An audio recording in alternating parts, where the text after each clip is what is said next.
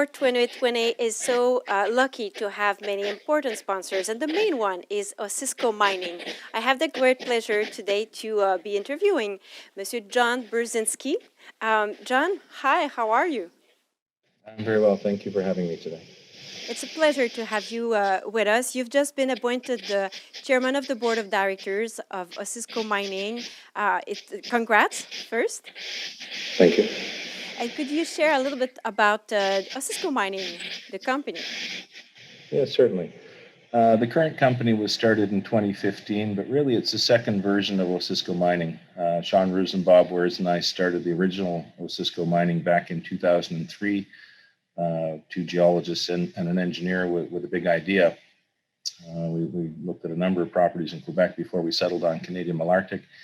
And I think everyone's quite familiar with that story. In the short course of 6 years and 1 month, we went from our first drill hole to pouring our first gold bar at Canadian Malartic. It was the rebirth of that camp. I actually have that first bar here. It's a replica. But we built that mine. We drilled it off. We drilled about 1.2 million meters to drill it off. We moved about a third of the town of Malartic.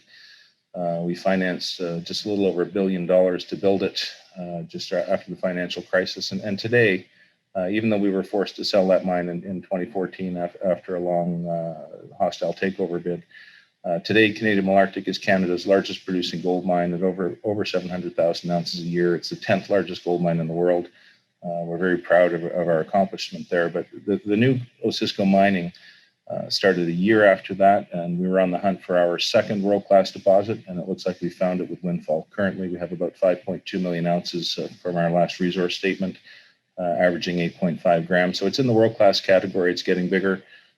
Certainly has one of Canada's and one of the world's largest drill programs with over 25 drills, and we're pushing towards that being our next world-class mine here in Quebec. Wow, this is impressive. I'm curious to ask you, most of the businesses have been affected by COVID-19 in different ways. I'm curious to ask you, your company, how has it been affected so far, and how do you cope with the situation at the moment? Yeah, certainly it's presented some challenges. Like all other businesses in Quebec, we were shut down from mid-March until they reopened business for development and exploration companies in mid-May. So we had a physical shutdown of about 2 months.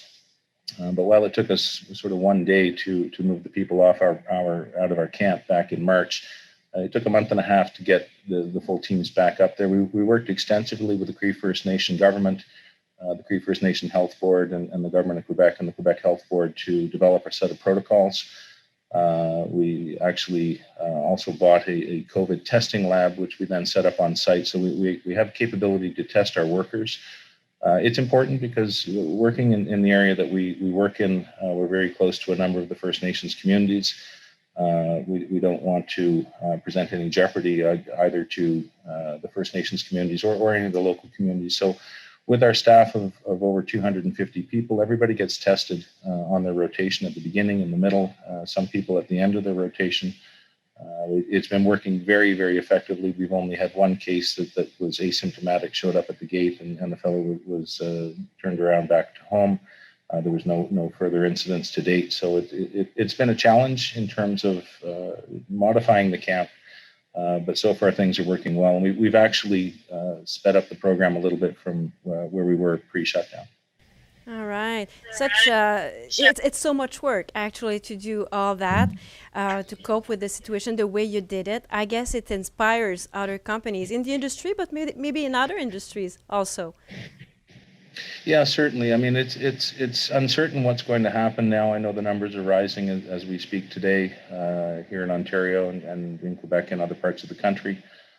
We took the decision very early on in the COVID crisis. Not a lot of companies have set up their own testing facilities, but just as a way to ensure the safety of our workers and the local communities, but also from a business sense.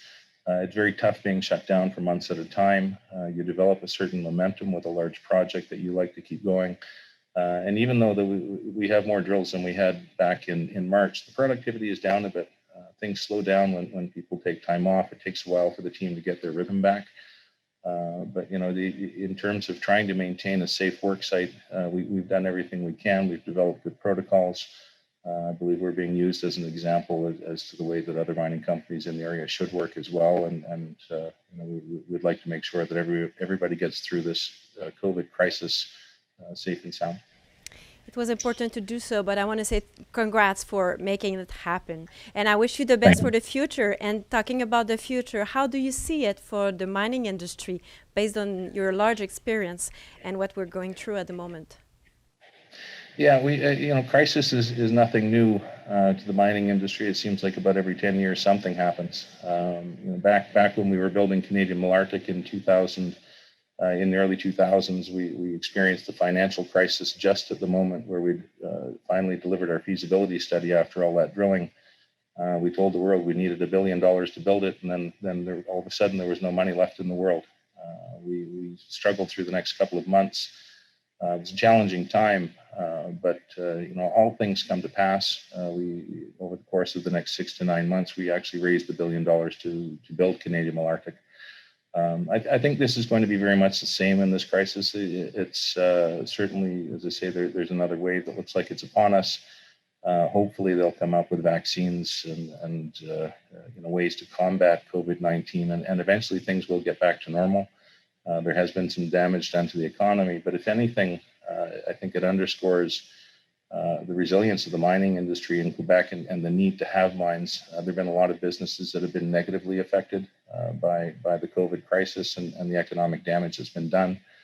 Quebec has always been very supportive of mining. It has a very rich endowment in gold, precious metals, base metals, and other minerals. It's always been considered one of the premier jurisdictions for mining companies. Certainly in our case, with the development and putting into production of Canadian Malartic, and now with the large program that we're doing at Windfall, we wouldn't dream of going anywhere else but Quebec. It's really one of the best places to be. So I think what we're going to see is a resurgence in the mining business, not necessarily because of COVID, but it's helping underscore the importance of the mining industry in Quebec. Quite interesting. Your company, Osisko Mining, is the main sponsor of Xplor 2020. I know everyone is so happy of this partnership. For you, how important is it? Why supporting this event? It's important for us to be a sponsor of Xplor. We remember, and I remember certainly when we were starting out in the business 15, 20 years ago, going to a lot of these conferences, and it was a way to either meet other people in the business or to try and put forward your ideas as a smaller mining company.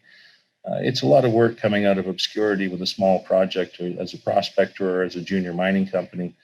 The life and death of your company is affected by your ability to tell your story.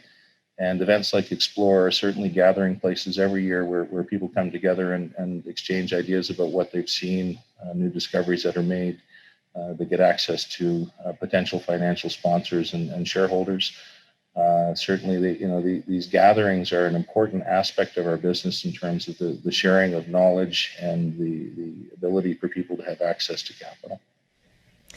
Thank you so much for being part of this event. It's challenging because everything is turned over. It's a new reality, the virtual delivery of the conference. It's going to be a great one, and thank you so much for being in the team and Osisko Mining being the main sponsor. John Burzynski, it was a pleasure. It's our pleasure, and it's our pleasure, and thank you very much. Merci beaucoup. Bonne journée. Bonne journée.